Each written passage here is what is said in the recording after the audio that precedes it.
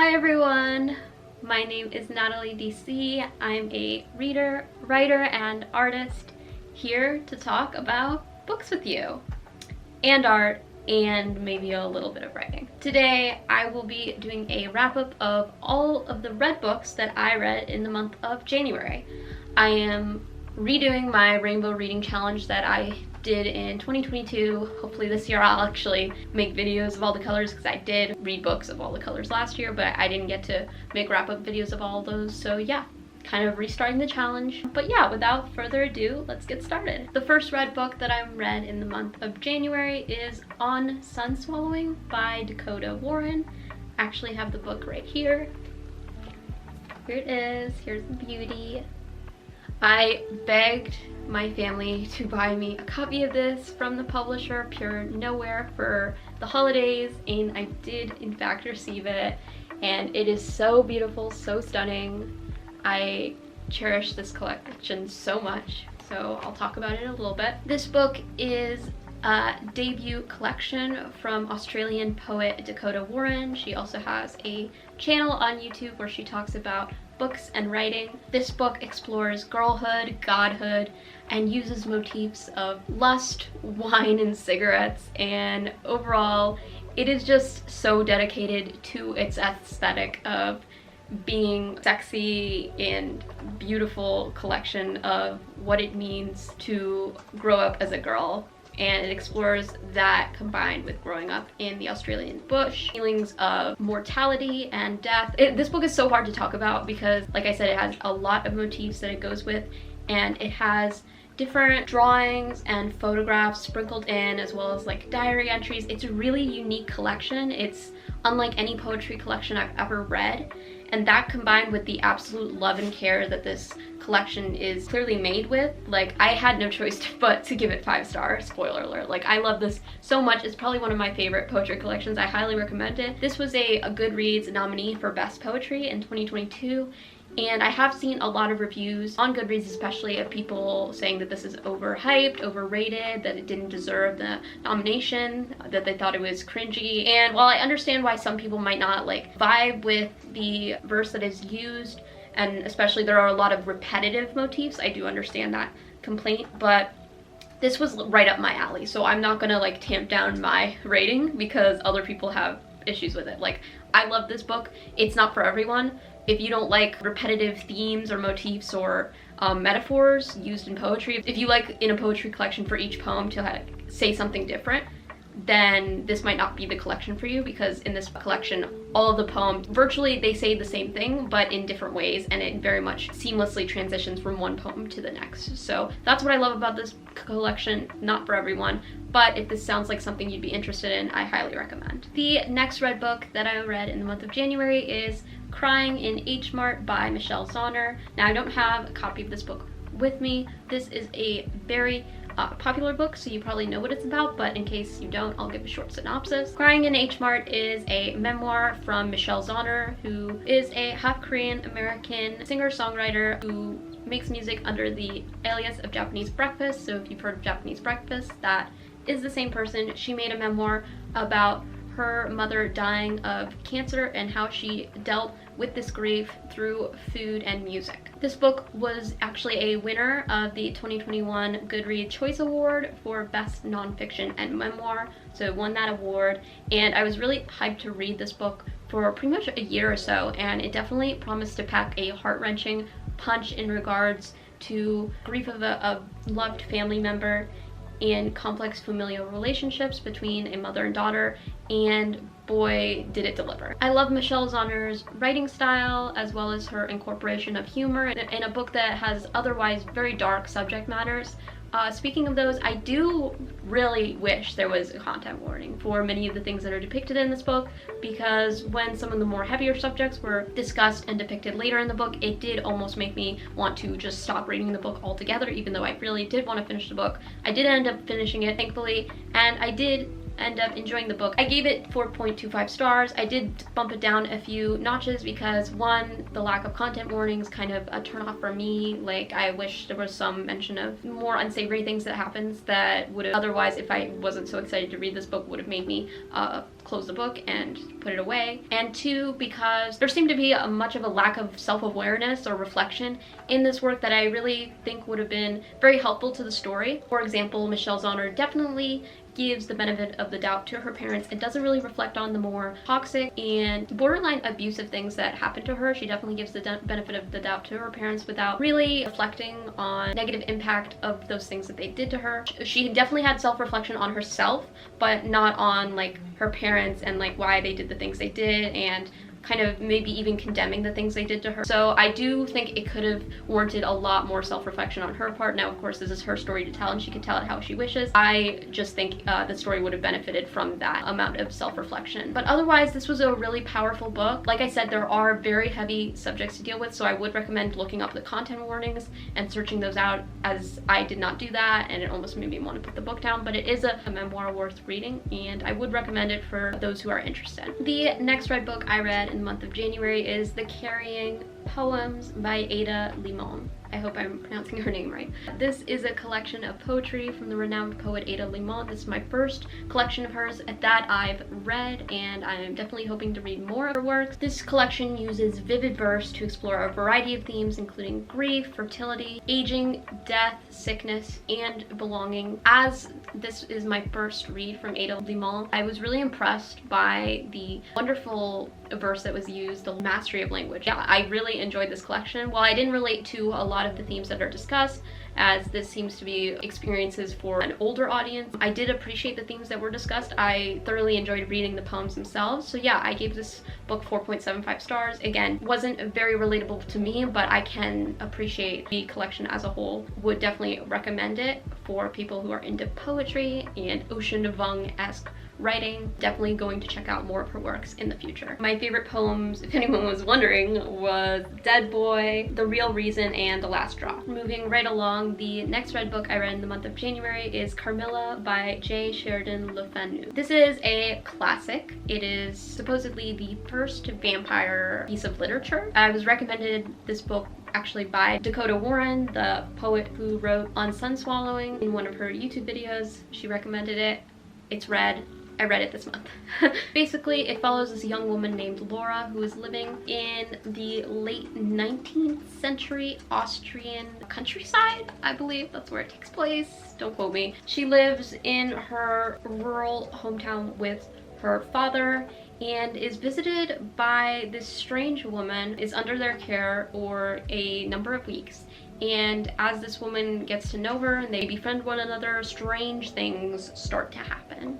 Vampire things and gay things. Like I said, this is a classic, the first vampire novel, also sapphic, which I love. Quick, easy read, albeit predictable in its plot point, and very drawn out in its pacing. This book, even though it's very short, could have been even shorter, as the middle very much is drawn out. Not a lot happens. You're just like there for the ride, I guess. There for the vibe. I gave it 3.25 stars. I did mention in my review that this would have probably been better as like a short story or play, a lot more engaging probably, because as I said, it's very slow paced and it has a predictable plot. But if you're just there for the sapphic vampiric action, like, I don't blame you. I was there for that as well. So yeah, if you're into that, definitely check it out. The next read book I read in the month of January is another classic, Giovanni's Room by James Baldwin. This is a classic queer novel about an American expatriate who lives in Paris and meets and falls in love with this man named Giovanni. Gradually tells a story about love, lust, and the importance of human connection. This book is very similar to The Great Gatsby in that our main character, whose name I don't even know if we're told his name or if I just forgot it, either way, he kind of takes a backseat to the actual main story of the actual main character, who is Giovanni. I understand that this is approach to a story where the main character is kind of just an observer to the story and we as an audience just get to see through his eyes,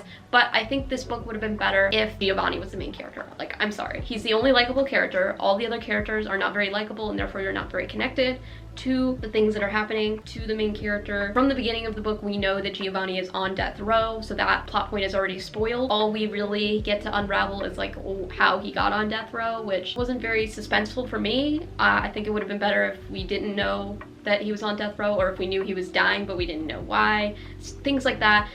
Overall, I didn't think the book was very exciting because the exciting part had already been basically spoiled at the beginning of the book, and then we just follow these two characters, one of whom I don't even really enjoy. We mainly follow him and his relationship with Giovanni. I really appreciated Baldwin's like eloquent, lavish prose.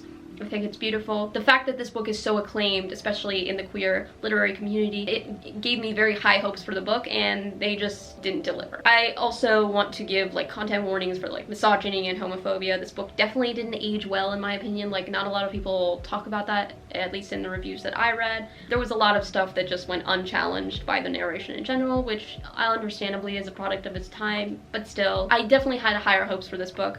But with me shitting on this book as I did enjoy the reading process, so I did give it 3.75 stars. I thought it was a good classic, not the best classic, unfortunately, so still on the hunt for like the best queer classic I've ever read. But yeah, those are my thoughts. If you've read the book, let me know your thoughts in the comments. If you haven't read the book, if the plot sounds interesting, which it did to me, give it a read. The next read book that I read in the month of January, also a classic, is Sula by Toni Morrison. This is my second read of Toni Morrison's, though my first read of hers was indeed a short story. This novel is similar to The Vanishing Half. It follows two black girls who are from a small town in Ohio. One of the girls decides to stay there and raise a family, while the other girl leaves the town and makes a name for herself and eventually returns, and then shenanigans ensue. This is a story about friendship and the destruction of a friendship. As usual, Morrison's prose is beautiful, engaging, very detailed. I love that kind of technique where writers just write as much detail about each and every aspect of the setting and characters as possible, even though it can get a bit tedious to read about, especially if it's a lot of extraneous information. Still, it makes for a very engaging story. For how specific the prose was and how engaging the plot was, I wish the ending was the same instead of the wishy-washy, somewhat open-ended ending that we are given, in which after things have been said and things have been done that can't be taken back, the friends decide to part ways, and in the end you get to see the consequences of the destruction of their friendship. I think the ending could have been a lot more concrete, in my opinion. So I gave it 3.75 stars. Again, like giving all these famous classics just lukewarm star ratings. I know I'm a menace, but I did enjoy the reading process as I did with Giovanni's Room. It didn't leave as much of an impact on me as I would have hoped because of that kind of lackluster ending.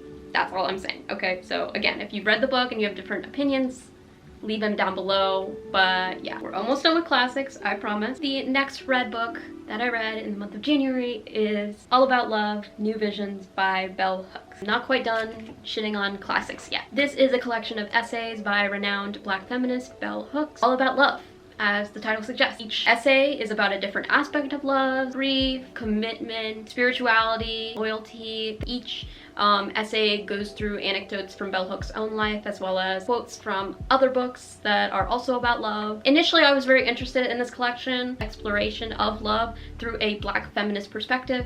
However, when I was reading this book, I was confused. This is my first read of Hooks, so maybe I was expecting something that I wasn't given, but I didn't really enjoy her writing. I thought it was like informative and that was it. Like, I wish there was more to her commentary besides just quoting other people and occasionally taking stories from her own life. I wish there were more anecdotes from her own life, more of her own opinions, more analyses through black feminism and even through queer black feminism. Instead, the book ended up being very bland, very heteronormative, as I've seen other people mention in their reviews. I also disagreed with Hooks on many perspectives, including the very tight grip that spirituality, specifically Christianity, had on her perspectives, which understandably, while she's Christian, she would have that perspective.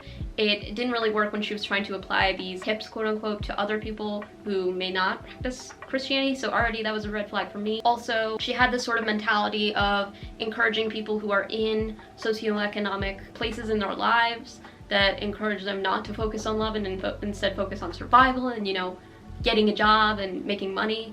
She instead encouraged them to do the emotional equivalent of pulling themselves up by their bootstraps, which is very non-leftist of her to say.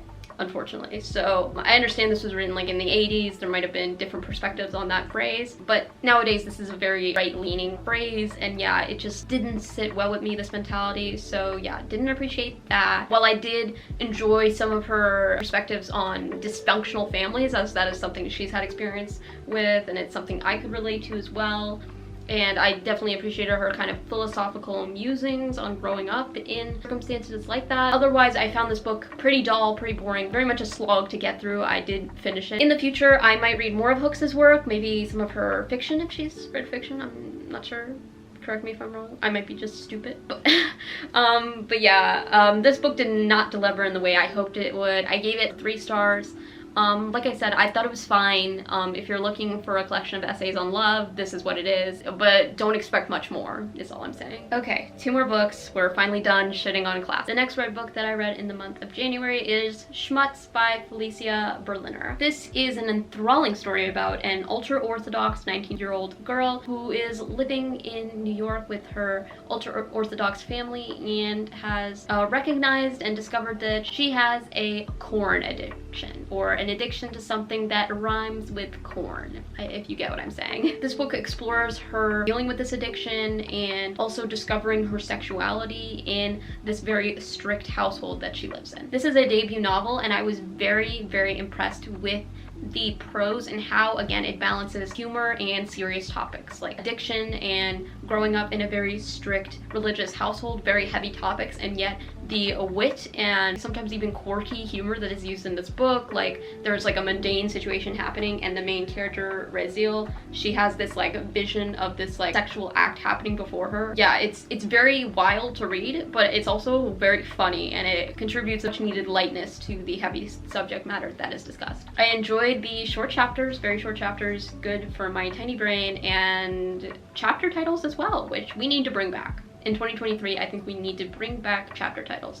They've been dead for too long. They need to have a comeback. I also appreciated the Yiddish that are used throughout the book. I don't speak Yiddish, but I appreciated the use of those words, and there's even like a glossary at the back of the novel to help you decipher some words that are used, which I thought was cool. It's very engaging. You can tell that it was written with a lot of heart and care, and you can just feel for the main character, Rezil, every step of the very messy, embarrassing way as she goes on these blind dates with men that her family has picked out for her, all the while being not at all interested, just in her own world. Absolutely, like, I relate to this girl so much. And yeah, having her also be a 19-year-old going to college for the first time, it's very relatable to me, okay? I definitely look forward to reading more of Berliner's works. Like, as I said, her writing is awesome, and while the ending was a bit, you know, like, kind of, it's, for some people it might be unsatisfying. For me, it kind of offers a glimmer of hope for Rezil's future. Hopefully in the future she will maybe get out of her ultra-Orthodox upbringing, maybe pave her own way in her Jewish faith. But yeah, I found it satisfying. I found it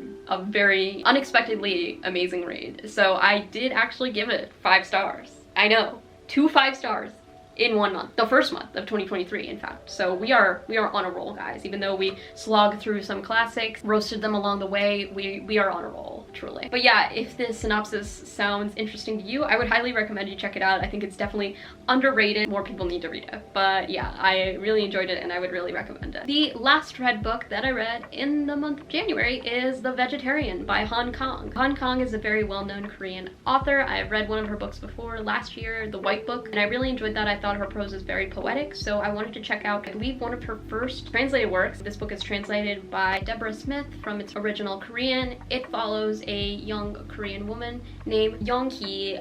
It is about Young-hee, but it is not in Young-hee's perspective. It is from the perspectives of 3 people who are closest to her. She is known as a very meat-loving person. She is a Korean housewife, and after having a very disturbing dream, she decides suddenly and completely to turn vegetarian. What starts off as sort of like a quirky, weird thing she's doing, where she suddenly just stops eating meat, like, okay, what are you doing? Slowly transforms into a psychotic breakdown, and very disturbing events happen to her and those around her. With this synopsis, in combination with Hong Kong's prose that I already knew I liked, I was very excited for this novel. Unfortunately, I did not enjoy it as much as I would have liked. While this book is marketed as a horror, I found it more depressing because two of the perspectives that this book is written in are from men, bad people. They assault Young-hee throughout the book, and it is very not good. So we're meant to sympathize with these men, but also like sympathize with main character. Like, it doesn't make sense. You can't sympathize with the rapist and the person who was raped. It doesn't make sense. So I don't appreciate how the POVs were written. The last POV is in the perspective of her sister, and I think that would have been a much better perspective that we could have had throughout the novel, or just have it in Young-hee's perspective. I don't know why it couldn't have been in her perspective. I understand the whole mystery is like, oh, what's Young-hee's thinking? Why is she doing what she's doing? But like, come on. In the end, because most of the book was told in perspectives that just were not beneficial to the story at all, it's like, why did we even go through all this? Like, why all the disturbing imagery? Like, the mystery isn't even solved at the end. We never understand why Young-hee is doing the things she does. It just happens until she slowly withers away. I did not understand the point of this novel. I probably had a commentary on like how women are treated, especially in Korean society. What's going on? Anyway, I didn't understand the point of this novel. I wished I liked it, but I gave it a meager 3 stars. Like I said, the book did pick up a bit once it was in the sister's perspective in the last third of the book. I just don't think it was a very good horror book. If you're still interested in checking it out, by all means do so. Just don't expect like a horror mystery as it is marketed. More so expect kind of like a sad, depressing tale about a young woman living in Korea and being surrounded by very abusive and toxic men. Alright guys, on that note, those are all 9 read books that I read in the month of January. I hope you enjoyed this wrap up. As I said, I'm going to try to be a lot more consistent this year with uploading videos, especially monthly wrap ups. So if you're interested in that kind of content, subscribe for more, like the video, and comment down below what you read in the month of January, what was your favorite book you read in January, all that stuff. Before you go, I just want to mention that my debut poetry chapbook, Blue Pearl, is available for purchase on Bottle Cap Press if you're interested in supporting me and the channel.